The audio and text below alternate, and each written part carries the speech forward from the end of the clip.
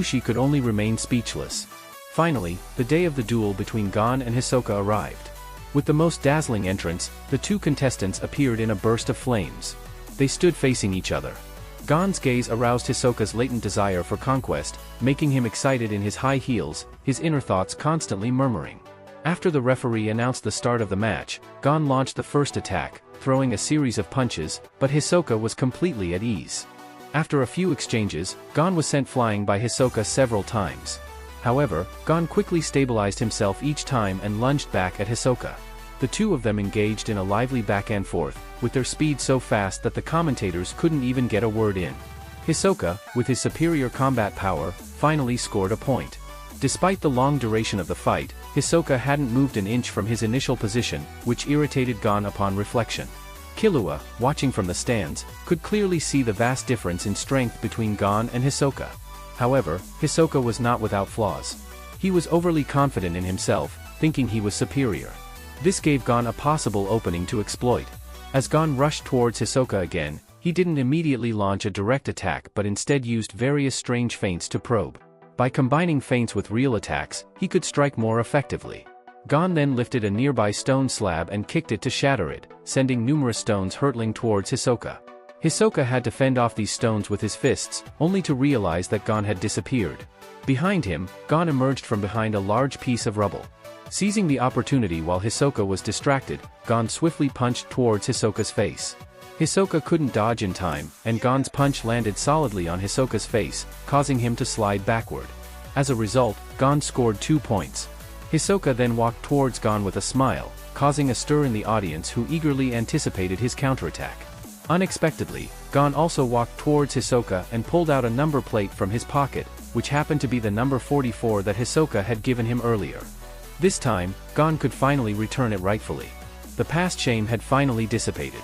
After the two separated, Hisoka asked Gon about his nen abilities. Gon was surprised for a moment, then said he had basically mastered them all. Unexpectedly, Hisoka suddenly said that Gon must be an enhancer. Gon was surprised and asked how he knew. Hisoka replied that it was based on his personality corresponding to the system's principles.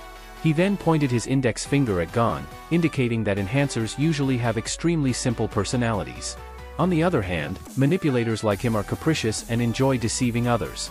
Emitters are impatient, transmuters are individualists, conjurers are neurotic, and specialists like to argue. Hisoka extended his hand, saying that his transmuter nature complemented Gon's personality very well, suggesting they could become good partners. However, transmuters are fickle, and what they treasure one moment may be garbage the next. Hisoka looked at Gon, planning to have a good fight with him. With a swift step, Hisoka lunged forward, delivering an elbow strike that sent Gon flying. He quickly ran to where Gon landed and sent him flying again. Fortunately, Gon adjusted his posture just in time to dodge Hisoka's flying kick. This time, Hisoka only kicked a piece of brick towards the gate with great speed and force, causing the audience to gasp in amazement. It was clear that Gon was no match for Hisoka now, as he was continuously being hit. Soon, Hisoka took a 3-2 lead. Hisoka asked Gon to attack, but Gon refused to fall for it. He needed to come up with a new strategy. When Hisoka saw that Gon wouldn't come forward, he said he would pull Gon over. This scared Gon, who immediately used none. He then realized that Hisoka's bungee gum was already stuck to his face. Gon couldn't break free, and with a flick of Hisoka's finger, Gon flew over. Hisoka landed a fierce punch on Gon's face, knocking him down. As Gon struggled to stand up, Hisoka suddenly told him that if he answered a question correctly, he would let Gon punch him once for free, which confused Gon. Hisoka then asked Gon when he had stuck bungee gum to his face, giving him 3 options, all moments when Gon was hit. Gon chose the third option, but Hisoka said the correct answer was the fourth option, which was when he was analyzing Gon's personality. Gon was speechless. Hisoka was really despicable, but he had many opportunities to stick bungee gum on Gon as long as they were in contact. To avoid being stuck, Gon could only dodge. Gon realized he could no longer evade, and Hisoka felt the need to end the battle quickly. However, he was surprised to see Gon charging at him without hesitation. Hisoka looked at Gon with excitement, his heart calling out Gon's name and admiring his determination and courage. He could hardly contain himself. He licks his tongue, indicating that he really wants to destroy Gon. But he can't do it now. Seeing Hisoka's evil and perverted eyes, Gon feels a chill in his heart. He gestures vigorously, really wanting to beat Hisoka, this dead pervert, into a pig's head. Hisoka is not resisting at this point. The more Gon hits him, the more excited he gets. It can only be said that Hisoka is truly a masochist. Gon's moves are as fierce as a tiger, but in the end, Hisoka strikes back and punches Gon. Although Gon blocks it and doesn't fall, the referee awards Hisoka 3 points. This puzzles Gon and the entire audience. Gon currently has 4 points while Hisoka has 9 points. With Hisoka just 1 knockdown away from victory, Gon is in a precarious situation. Hisoka warns Gon to look to his right, but suddenly a piece of rubble from the left viciously smashes into Gon's face, knocking him down. Hisoka feels somewhat apologetic, explaining that it was from his right side. It turns out that when Gon was arguing with the referee earlier, Hisoka had attached his flexible love gum to a piece of rubble. Hisoka wins and advises Gon to hone himself in battle. He hopes that their next encounter will be in a world without restrictions, where they must wager their lives against each other. The battle with Hisoka ends, and Gon and Killua pack up to leave. Wing and Zushi give them heartfelt blessings, and Gon is now content. Although he didn't defeat Hisoka, he feels he has achieved his wish.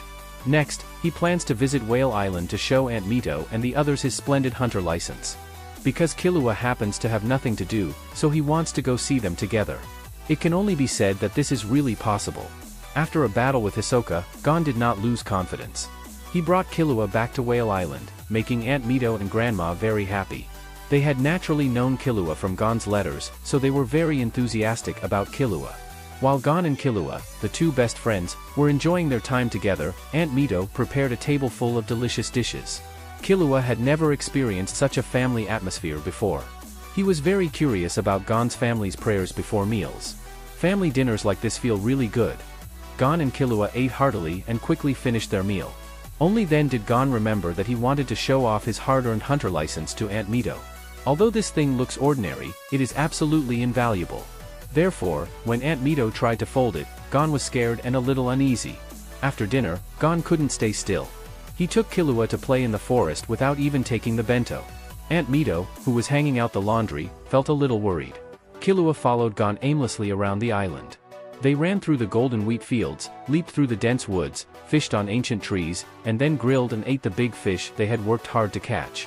At this moment, Killua truly looked like a 12-year-old boy, with all the shadows between his brows disappearing, and he smiled brightly. This kind of happiness emanated from the bottom of his heart. The sun soon set. Gon and Killua, full and content, lay on the cliff, looking at the sparkling starry sky above. Killua asked Gon about their plans for the future, and Gon thought for a moment. And decided to rest here for a while and gather some information about Jing. He must find his father for sure. Upon hearing Gon's words, Killua felt a bit sad.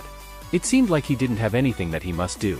Living until now seemed to be without a goal, and instead, there were many things he didn't want to do. For example, staying at home to inherit the family business, or getting close to his annoying mother and brother. So Killua really envied Gon. No one forced him to do things he didn't like. He could strive towards his dreams every day. Listening to Killua's words, Gon suddenly spoke up. He said he was really happy to be with Killua and wanted to be with him forever. Killua was a bit embarrassed by this sudden confession of affection. Gon was still his first friend. But Killua was also Gon's first friend. Growing up on Whale Island, he had never met someone his age.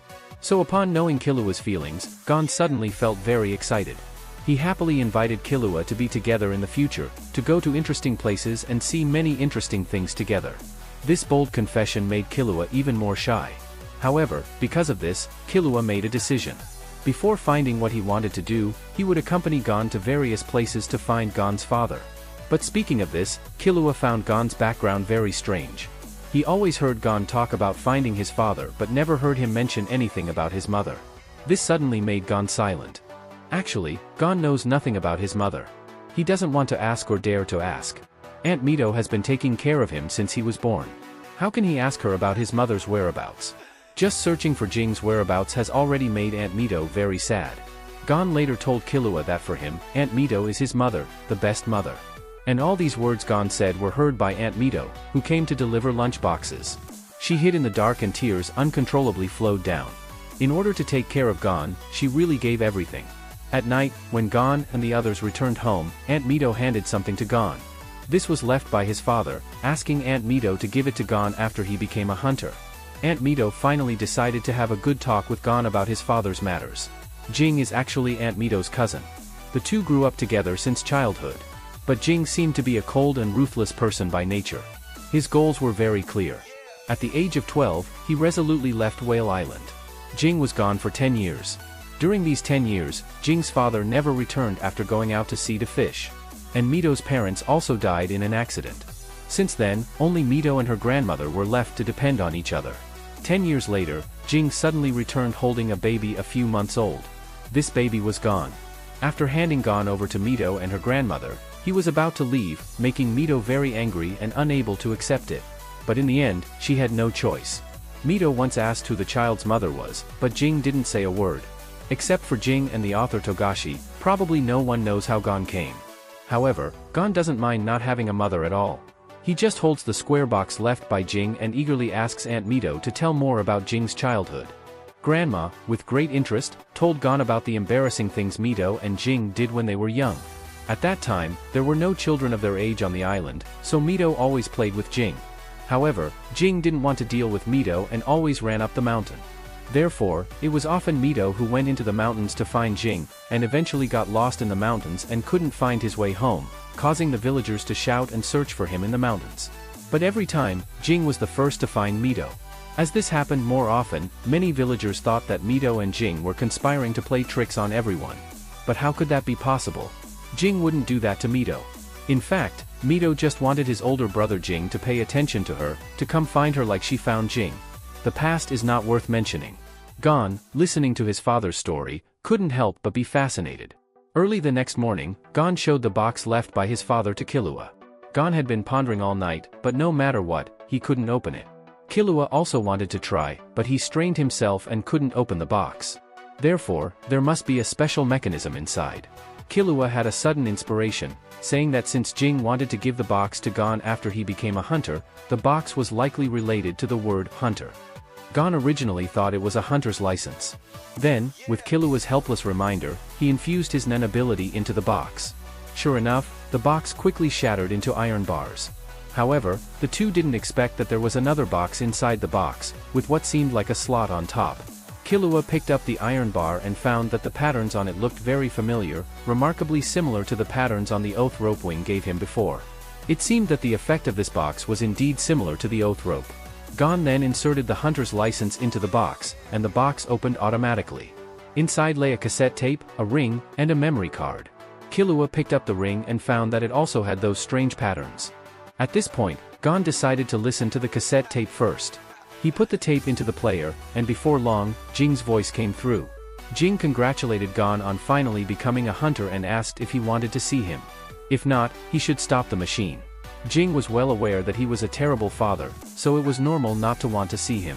But for Gon, of course, he really wanted to see his father.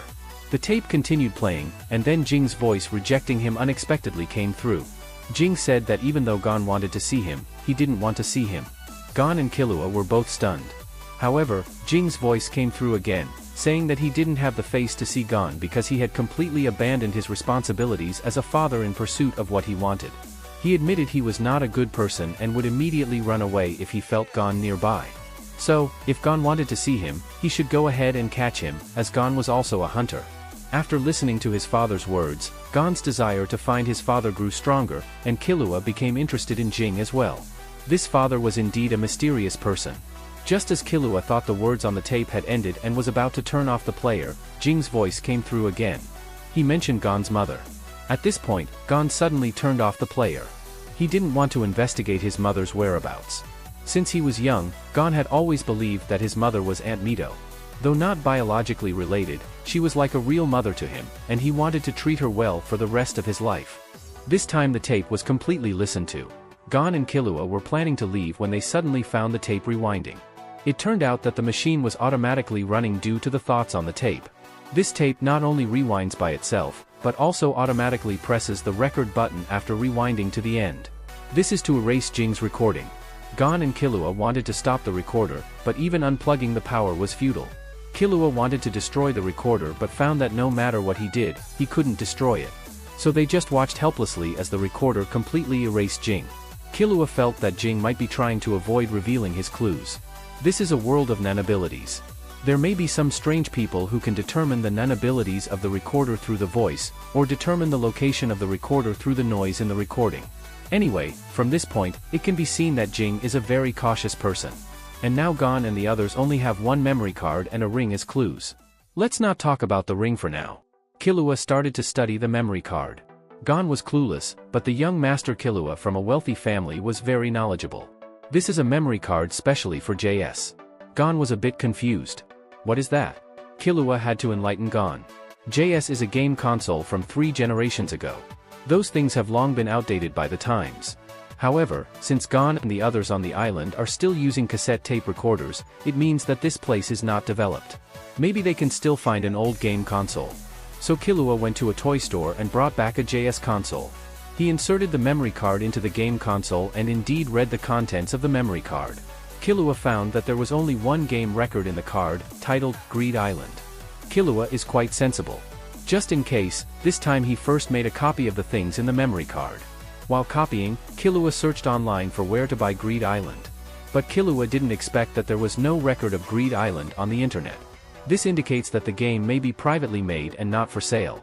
He searched for information on Greed Island again and indeed found that it is a hunting game exclusively for hunters.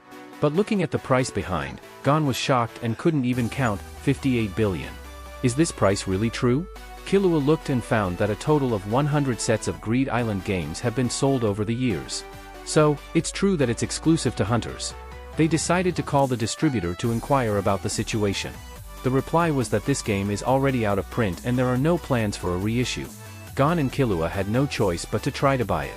The total of their savings now is 8 billion, and to buy this out-of-print second-hand game, it may cost much more than the original price of 58 billion. So, they must work hard to earn money first. Gon then planned to post the purchase information online because any problem that can be solved with money is not a problem. However, as soon as Gon posted the purchase information on the second-hand trading forum, the click rate instantly exceeded 10,000 and kept rising. At this point, Killua basically had an idea in mind because Greed Island is so valuable. These people might be scammers trying to cheat with fake goods. Killua thought that now he could only take action through the memory card. Killua felt a bit chilly at this point. In his mind, the figure of a fat otaku appeared involuntarily. This man is very knowledgeable about both computers and games. He must be very interested in Greed Island. Maybe he even has Greed Island. But if it weren't for Gon, Killua really wouldn't want to ask him for help. That computer otaku is Killua's second brother, Miluki. He told Killua over the phone that he did indeed know about Greed Island, but he didn't have this expensive game in his possession. He had previously searched everywhere to buy it but couldn't find a single seller. So when he learned that Killua wanted to find Greed Island, Miluki found it a bit amusing. Wasn't all the effort he had put in before a lesson learned? But for his younger brother Killua, he was clearly being held tightly. A little provocation made Miluki blurt out that he had the latest clue. Killua then offered to duplicate Gon's memory card as a condition, saying that if Miluki got the memory card, he might be able to analyze the data and even replicate the game. This piqued Miluki's interest. He immediately told Killua the clues. The first was that information about Greed Island could be found on a website accessible only to hunters.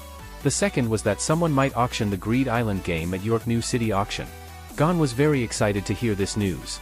He had already arranged to meet Leorio's and Kurapika at York New City Auction, so now he could go and find out more about Greed Island. It seemed like they were on the same wavelength. Before Gon could tell Aunt Mito and Grandma that he was leaving, they had already prepared a hearty dinner for them to embark on. Dinner was very sumptuous. This was the taste of home. No matter how far he went, home was always the safe haven he longed for the most. Early the next morning, Gon boarded the sailboat. He and Killua set off on their journey to York New City. They were going to unravel the mystery left by Jing. The video ends here. Don't forget to like, subscribe, and leave your comments to support the channel. New anime series will be uploaded regularly on 21st Century Anime. Thank you.